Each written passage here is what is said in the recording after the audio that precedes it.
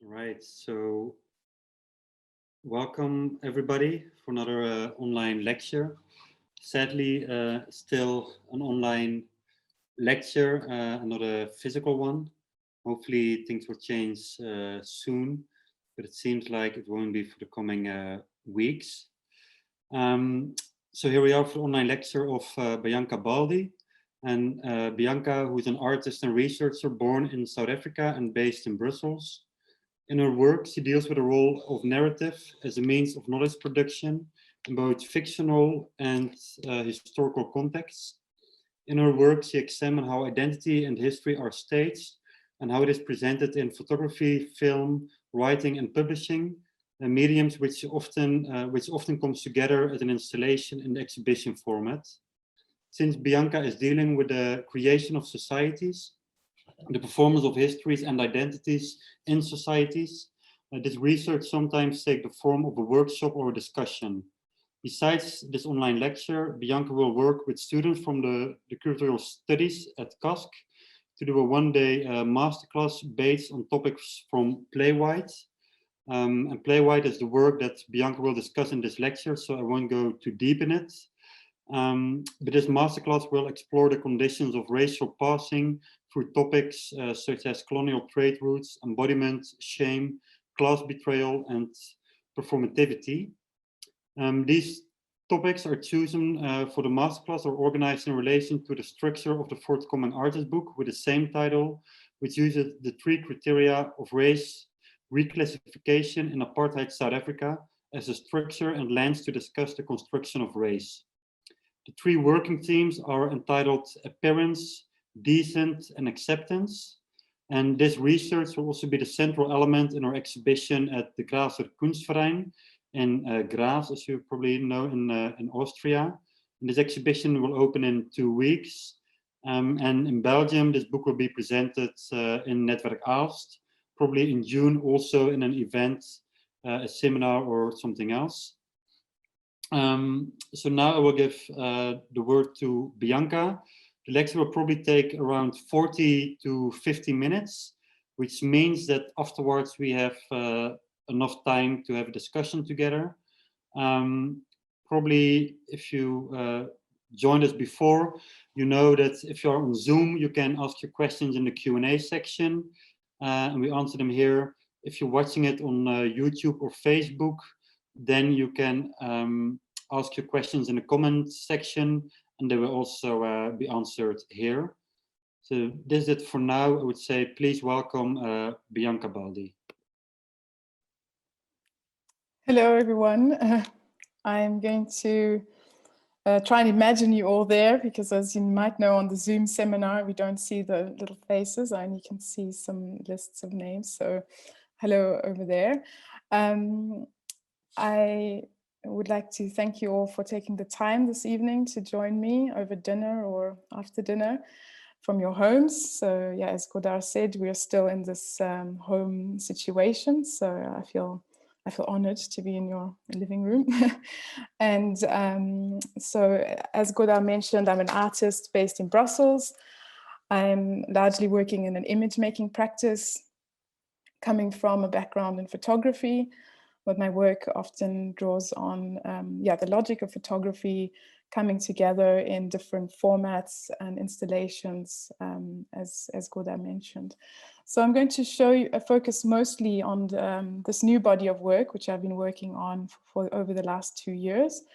And just a few snippets of earlier works, just to kind of maybe imagine how this new project will come together, which hasn't made its final form yet. So as Godard said, the solo exhibition will be opening on the 16th of April. And so I'm very excited also to have an in real life situation. So if you by any chance get the pleasure and possibility, should we say, of traveling, that will be on the whole summer. So I'm going to share my screen now, so just bear with me while we deal with a moment of technical glitches.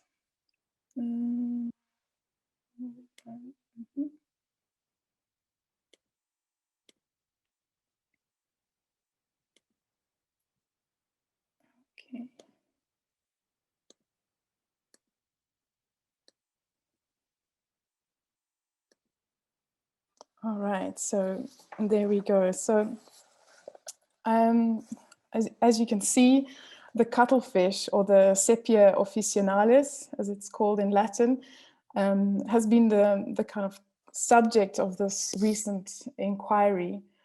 My earlier practice was really focused on objects and images of the past.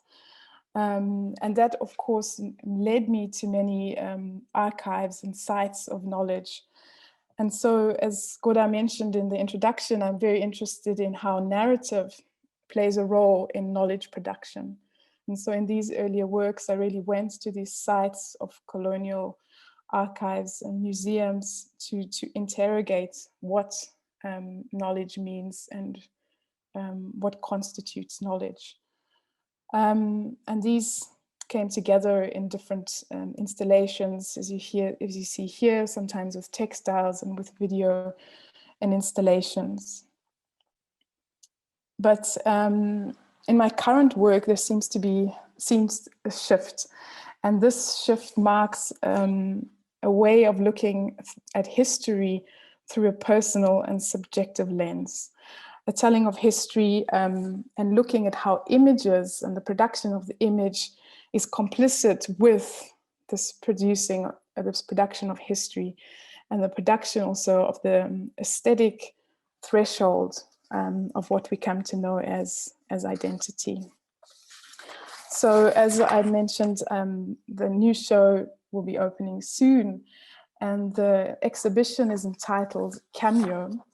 And as I prepare to present this body of work, this idea of the cameo has been with me. And for those who don't know, the term cameo describes a short appearance of a well-known figure, usually a movie star or a celebrity, in a film or play. So the cameo appears briefly and is usually uncredited, because in the film or the play, they are appearing as themselves, but in this fictional environment. And so while thinking through this, the sepia, this cuttlefish, it's been really strongly related to my interest in image making, and how the body of the cuttlefish itself is very adaptable and changing and mutable. And also how this relates to the visual conditions of passing, told through this wily cuttlefish. And for those who might not be familiar with the term passing, passing is a term that refers to the phenomenon where an individual of a certain group, it might be a gender, ethnicity, social class, or disability status, is able to identify in another category that is not their own. So this can be knowingly, or it can also be unknowingly, and the passer is able to transgress these identity boundaries.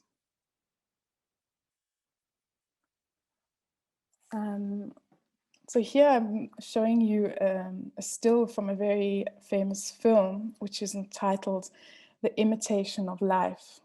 And in this film, the director, Douglas Sirk, portrays this woman here, seen in the mirror. Her name is Sarah Jane, who is a mixed race woman who is able to pass as white.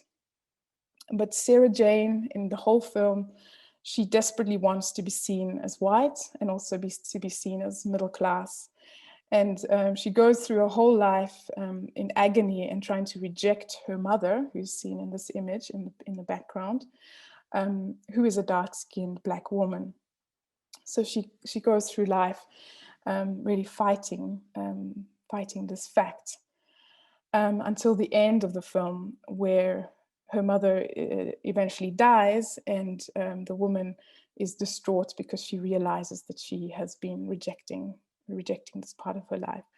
And this film, along with many others of the time, this was made in '59, forms part of this tradition of the tragic mulatta, which was a literary and film genre which portrayed these mixed-race women often who were kind of tragically and sadly stuck in between two worlds, so to speak. So drawing on these themes, my forthcoming exhibition brings together a video, which Kodar mentioned in the introduction, entitled Play White, as well as new textile works which were produced earlier this year while being a resident at the Frans Massereel Centrum.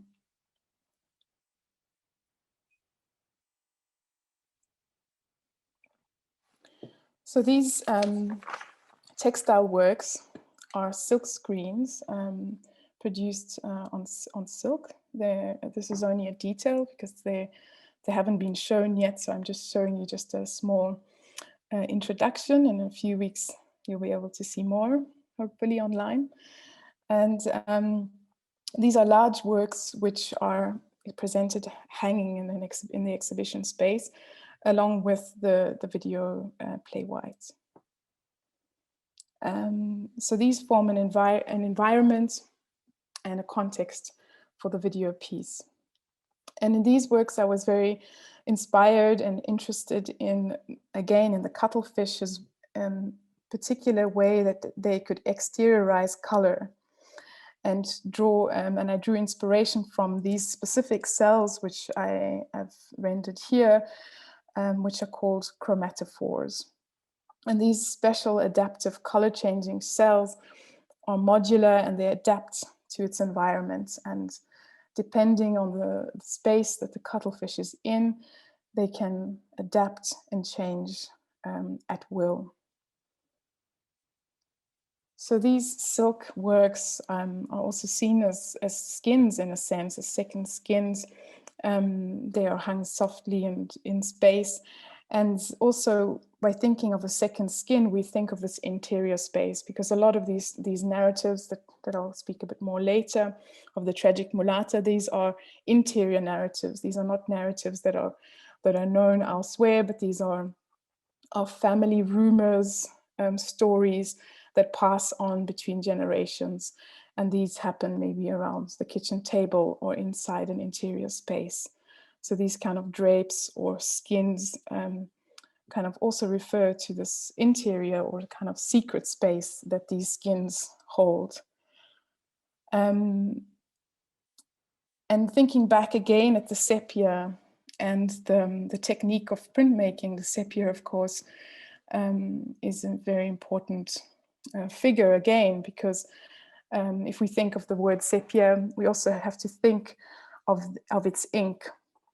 So the sepia also, not only does it adapt to its environment, cling to a rock and change accordingly, when startled, it will also produce a cloud of ink so that it can make a way, get out of danger.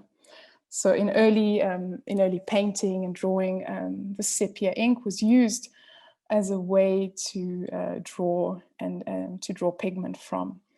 And so this the sepia ink is 100% pure melanin that it produces to create this kind of smoke screen physically.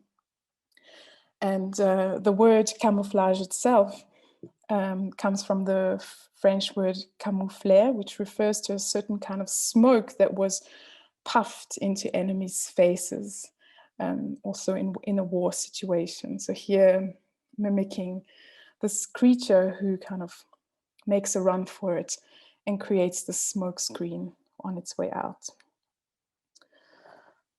So here I will show you a bit more about the mechanisms of camouflage that the sepia uses.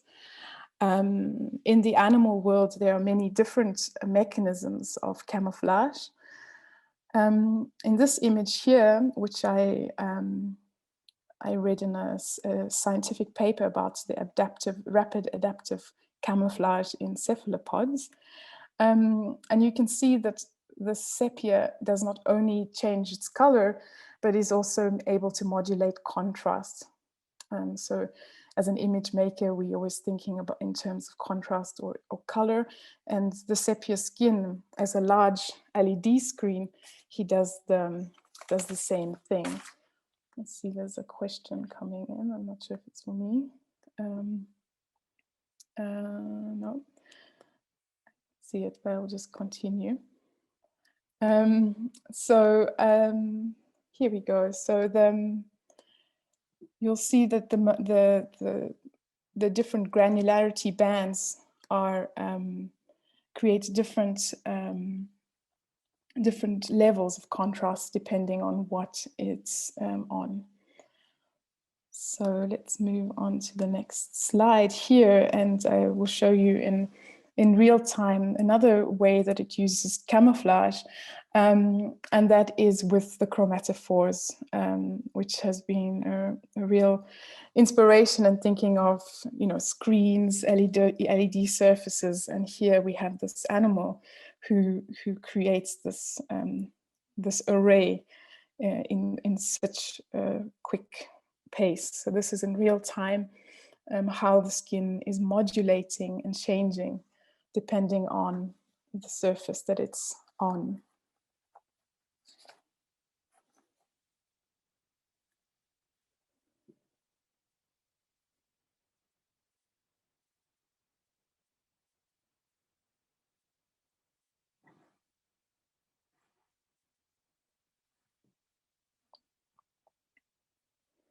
So in the animal world, there are 4 basic types of camouflage.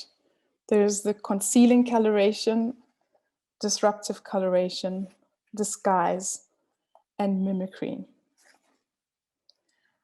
And I would like to also share another mechanism that is used by the cuttlefish, which is something that, this is a still from Play White. And here you can see the cuttlefish showing its demetic display. It's another kind of mimicry where the creature responds, usually because it feels vulnerable and feels that it doesn't have enough defense. So the creature mimics eyes, and I'm sure you might know this from butterflies or other creatures where they have these eye spots, they're called. But this was a remarkable moment in the shooting where I was really close to the sepia, the cuttlefish, and it felt threatened. So it produced these eyes in a way, kind of looking back and making me quite aware of myself, looking at him, or it, should we say. So here you see these eye spots very clearly.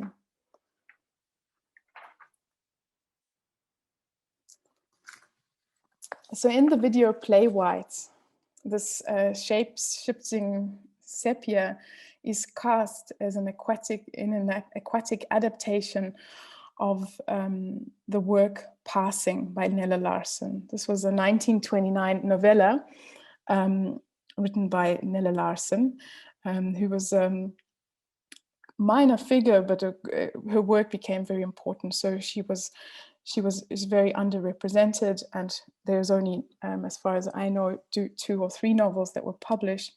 But this work became essential in terms of thinking about passing, and also the term passing itself and how it exists specifically in this Anglo-Saxon discourse. So in this 1929 novel, Claire Kendry is a Black woman who passes as white. And throughout the novel, she reflects on the sadness of leaving this other life behind, and is confronted by it by meeting a school friend. And what is remarkable about this novel is that there were it was one of the few novels that Nella Larsen published, but there exist so many versions of this novel itself. And in a recent New York Times article written by another author, Britt Bennett, she writes that Larsen scholars speculate on why this work has multiple endings. Did Larson cut the final paragraph because she was dissatisfied with her book's ending? Was it an editor's choice, a printing error? Either way, the instability of the text mirrors the instability within the story, where no identity ever feels certain. Race is remade and reinterpreted and revised. After all, how stable can race possibly be if you can step onto a rooftop as a white woman and leave as a black woman? And in this paragraph, she describes the final scene of Passing, where Claire Kendry is found out. So I'm going to show you a short excerpt from Playwright.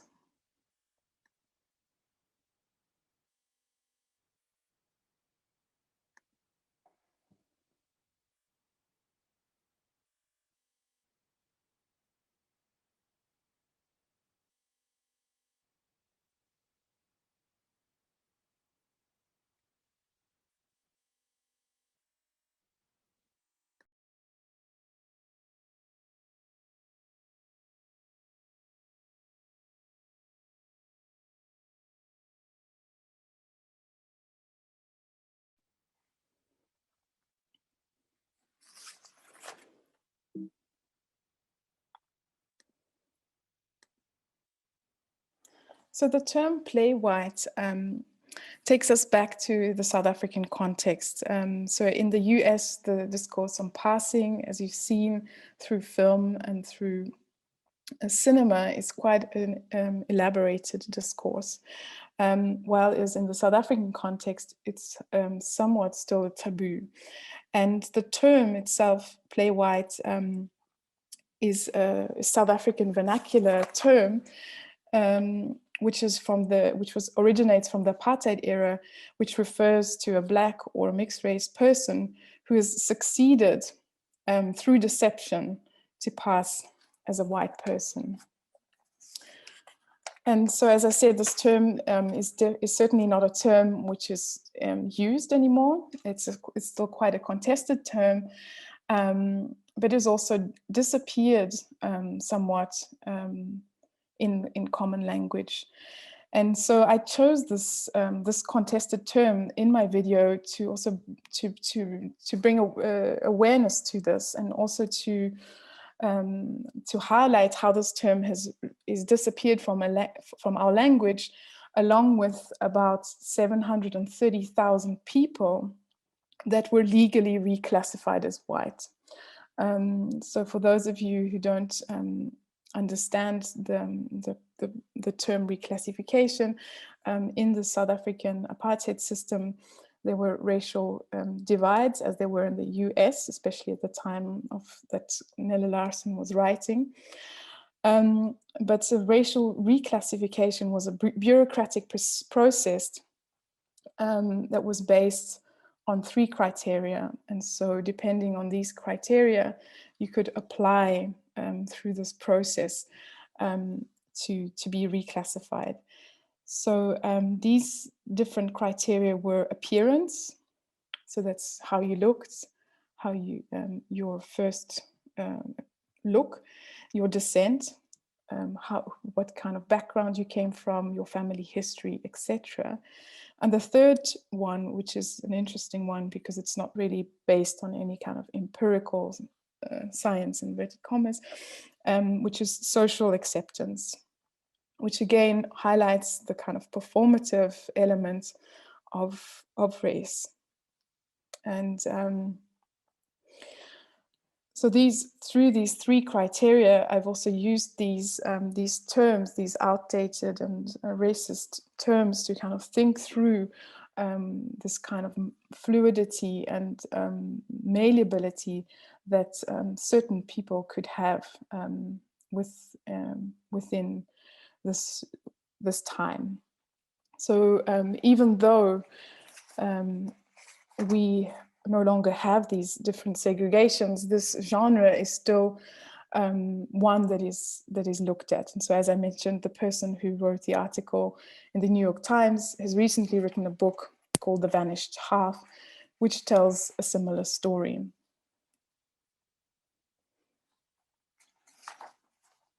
So like the characters of the films and the book, this tragic mulatta, the passing character is always left unsettled, always hiding and always hunted in a sense. Passing as a term in another sense also comes to mean a death. So we could say that someone has passed away. And unlike the sepia, the passer has to let go of their past in order to play more convincingly. So the sepia has this malleability, this fluidity that can constantly change. However, those who have chosen to pass have kind of had a certain death and have put aside a life that went before that. And so, to paraphrase Susan Sontag on Camp, to talk about passing is therefore in no sense to betray it, or I add, to exhume it. We're kind of bringing it up a little bit from the dead. And in the work Play White, I use the lyrics which you see now on the screen from Whitney Houston's I Have Nothing. And she echoes in this kind of aquatic world, and in a distorted way, she says, "'Cause I'll never change all my colors for you." So also Whitney Houston, another tragic figure that, and it was only recently while working on the book with a scholar, Shaniqua Roach, she brought my attention to the fact that that Whitney Houston died alone by drowning. So this aquatic environment took on a different, quite tragic aspect to the work. So regardless of the mutability and the flexibility of these performed identities, we still today are faced with these misogynist and racist classist norms that still kind of put us into these categories, whether we want to or not. So I think I will leave it there, maybe just go back to the video again of the excerpt. And I'm quite bang on 30 minutes, Godard. And so maybe we can see if there are any questions or any comments at this point. Yeah, well, thank you very much, Bianca. Mm-hmm. Maybe I will start with the first question, and it's maybe more a matter of understanding. Mm-hmm. So what I found quite interesting is that it's somehow your work is research in narratives, like how are narratives created, what are narratives, but you also create narratives. We reuse these narratives to form a new narrative. Mm-hmm. And then somehow I was wondering what exactly is this narrative, this new narrative you are creating. So you have this cuttlefish, which changes color when it's threatened. Then you have this Douglas Sirk character that want to change her color all the time. And you're referring to Nella Larsen. So you have these three characters or species or protagonists in your film. And of course, this is it's a story of violence, of people feeling threatened and want to change the color, or a species feeling threatened and want to change the color. I was wondering if you can maybe elaborate a little bit on this, like what exactly is the new narrative or the narrative you are creating. Mm-hmm. Well, as I said before, these narratives, these stories of passing are often we come across these stories. Yes, we come across them through works of literature, like Douglas, like the films of Douglas Sirk or Nella Larsen. But the real stories, the ones that we know in families or of people, these only come through the narratives of family, of rumor, of hearsay. And so those are kind of, as I said, when I used the Susan Sontag quote, in order, if you kind of speak about passing, almost you reveal it.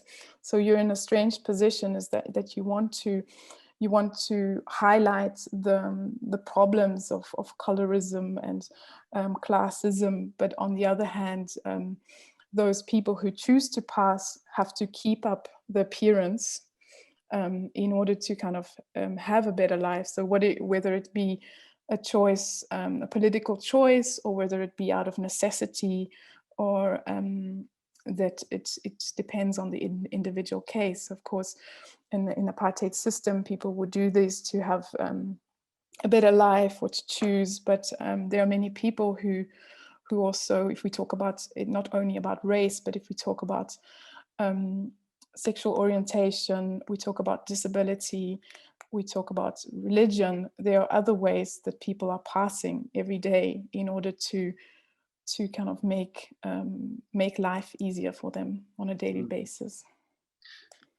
Because you write, and I think your work is indeed also very much about that.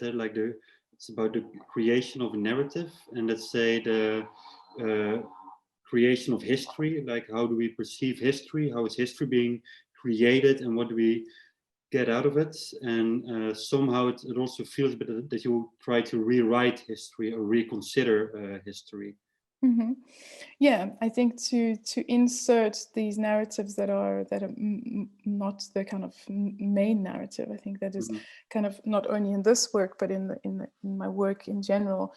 It's kind of using narrative and the role of narrative to create these stories. So in earlier works, I look at these kind of tricksters or confidence men who kind of like Pierre Savagnin de Brazza, although he was a historical figure, he kind of used in a kind of opportunistic way to create, to commission this Louis Vuitton bag and set out to the Congo Brazzaville. So this kind of way of also using these historical figures as fictional characters. Because that's also quite interesting, I think, like what you have shown now, and I think it's also a bigger part of your work. There's always a bit of, at least how I see it now, but maybe I'm wrong, and there's always a bit of distance time-wise. So it's a period in history that maybe stops 20, 30, maybe even more years ago. Like, is this on purpose, or how do you try to connect things with a more contemporary context? Although of course it says a lot about it, like what you create. I think it says very much about the times we are in now. That it's about our gaze in a way. Yeah, I think however I look back is always based on how I'm looking from now. So it comes from my contemporary experience. So I think for me also what has been important in my work is how I draw both on history, but also popular culture, and how these things come together to kind of draw it back to the present. So these references, yes, can be really far back, but they relate to my experience today in this time. And also how I use images, I think, is very much about my time as well. Because I think it's already a bit of an answer to the question, the Q&A section. And so it's Mona Hediati who asks, I was wondering, how do you personally relate to such narratives, and what prompted you to initiate such research? Yeah, and so as I said before I was really interested in history, like big history narratives, colonial archives, collections, which was a kind of more established history. And for me, in my personal and subjective perspective, I found holes and questions which related to my history and to my past. And through that exploration, I wanted to know deeper about these facts like reclassification and what was happening before, what was the political situation when I was born, and how does that affect who I am today. Because you're also a researcher, you're doing a research at St. Lucas in Antwerp, if I'm right. Maybe you can say something about this bigger research you are doing and how this is, what's the position of this in your bigger practice? Yeah, so indeed, this is kind of the first step in the bigger practice. I'm a researcher by nature. It's part of my practice. So the way that I'm kind of funneling it, should we say, into this research that I'm doing is really related to how the image can be embodied. And so in this example of passing, we really see how the body becomes an image of class, an image of race, an image of whatever you're portraying. And so kind of thinking through embodied images and how, I'm reading another question with my other eye, and how we can, be images. And I think maybe that's the question to the question, the answer to the question is that how can we learn from cuttlefish is that this mutability and adaptability. I think that is something that has been the kind of core. I think there's been a lot written about cephalopods and how they think and how they be, but for me, what I'm learning from the cuttlefish is mostly to do with perception.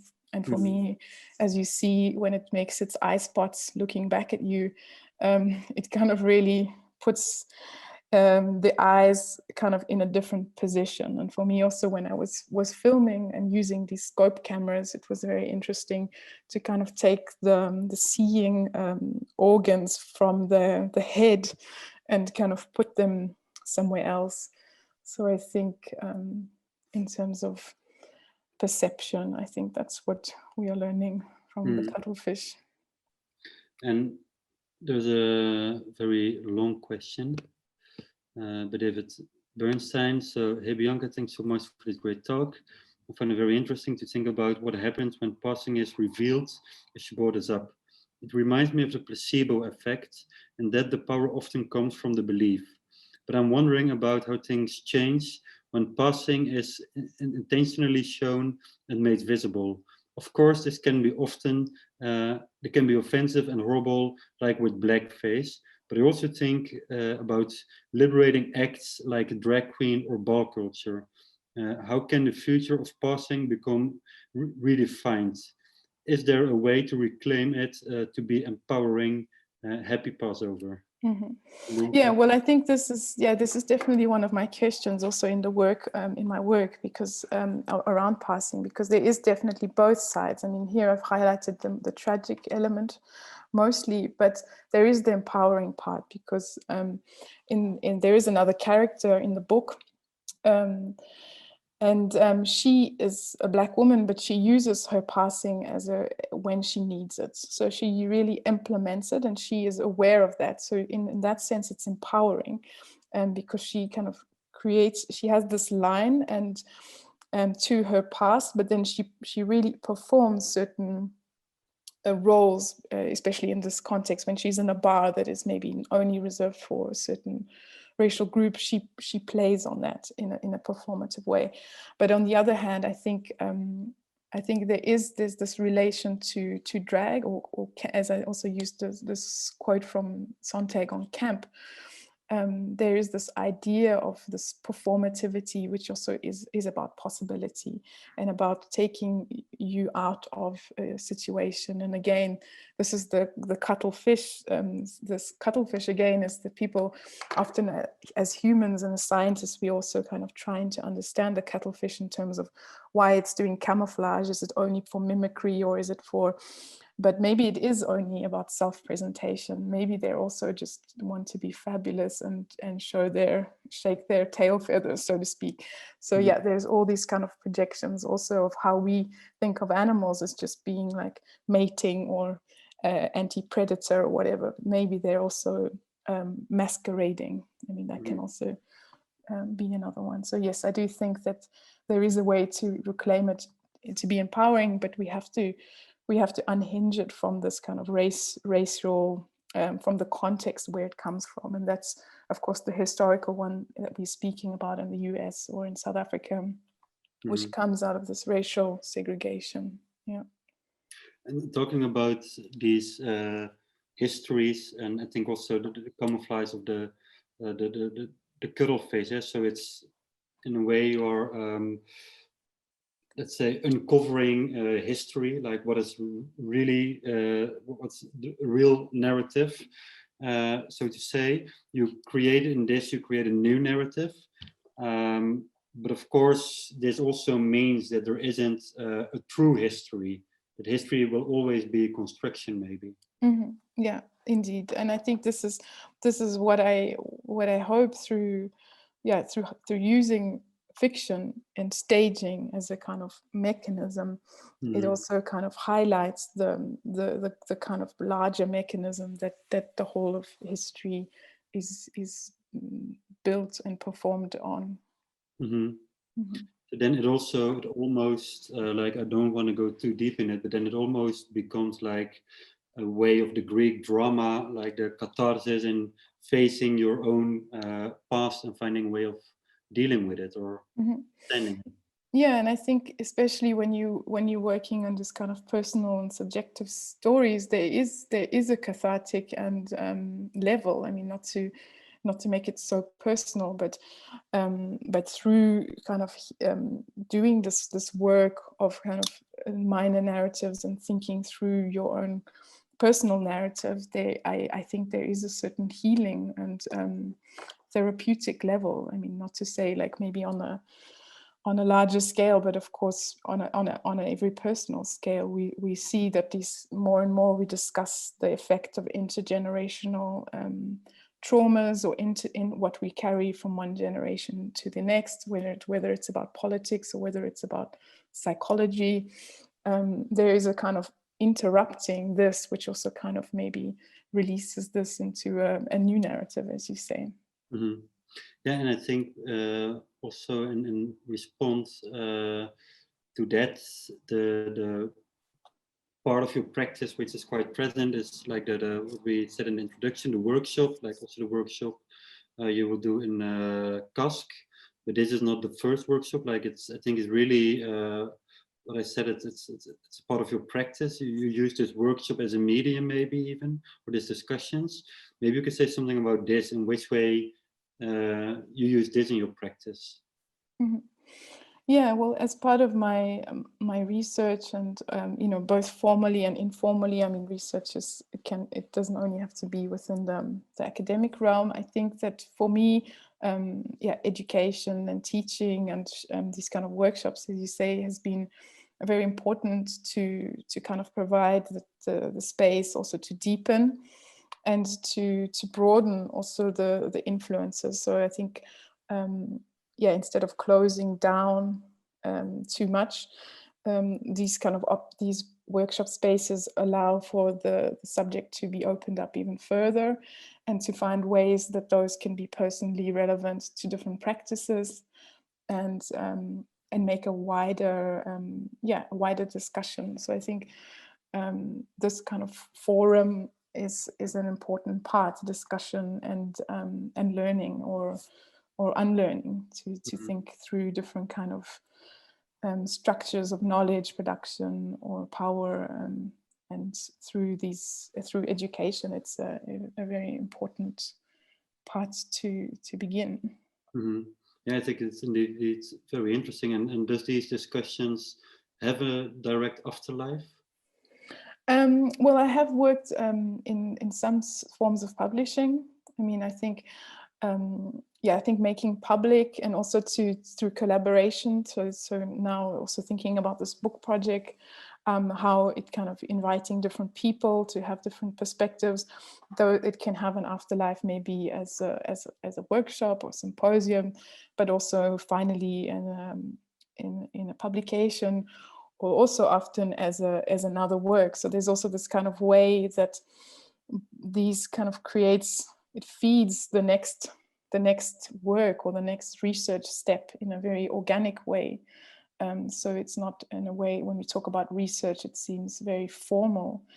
But creating the space and creating discussion then creates the next step. So that's, that would be the tangible, not tangible outcome is a kind of, publication in the broader sense, like making it public. So whether that's books or exhibitions or other talks.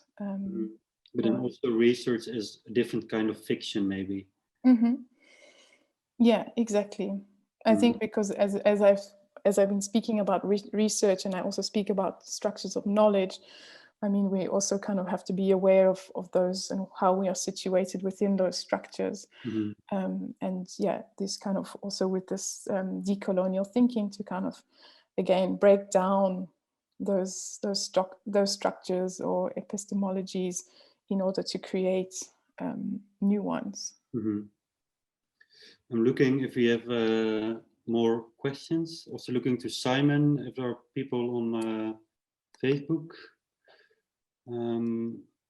I don't see or hear anything, so I think maybe we can leave it here. Great. It's very interesting to listen to you. I think it's very inspiring, and it's very sad that borders are still closed for going to Graz. So let's hope we can follow it online a little bit. Yes, and yeah, as I said, that for the book launch, as we are uncertain about how it will be, that most likely we will be able to join from an online platform, so we can also share that information to kind of, yeah, it will be a kind of larger discussion on the work that I've introduced today, but also from the perspectives of different thinkers and collaborators. For sure, we can go to Netwerk Aalst in June. Yes, hopefully. Yes. And for the cultural students, they will see you in a couple of weeks, I think. Yeah? Definitely. Yeah. Well, thank you so much for the conversation, and yeah. And good luck in Graz. Thank you. Thank you. Bye bye. Bye bye.